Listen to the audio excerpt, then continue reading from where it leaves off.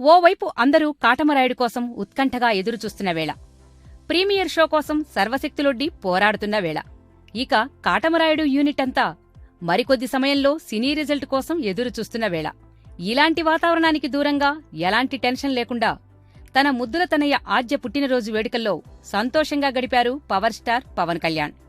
రేణుదేశాయిని ప్రేమించి పెళ్లి చేసుకున్న పవన్ అఖిల, ఆద్యలకు జన్మనిచ్చాడు. పవన్ కు తన పిల్లలంటే చాలా ప్రాణం. తన షూటింగ్ అయిపోయిన వెంటనే వారితో ఎంతో సరదాగా గడిపేవాడు పవన్. తర్వాత వారి మధ్య అభిప్రాయ భేదాలు రావటంతో పరస్పర అంగీకారంతో విడిపోయారు.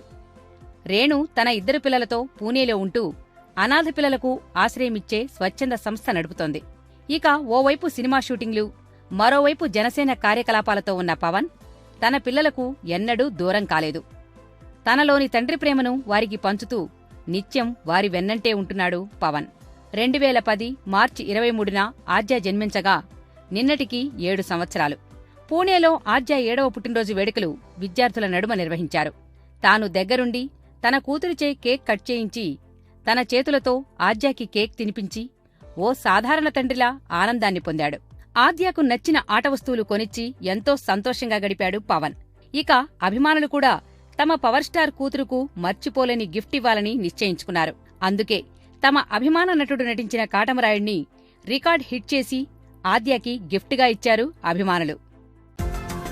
ఈ వీడియో గనక మీకు నచ్చినట్టయితే లైక్ చేయండి, షేర్ చేయండి, సబ్స్క్రైబ్ చేసుకోండి.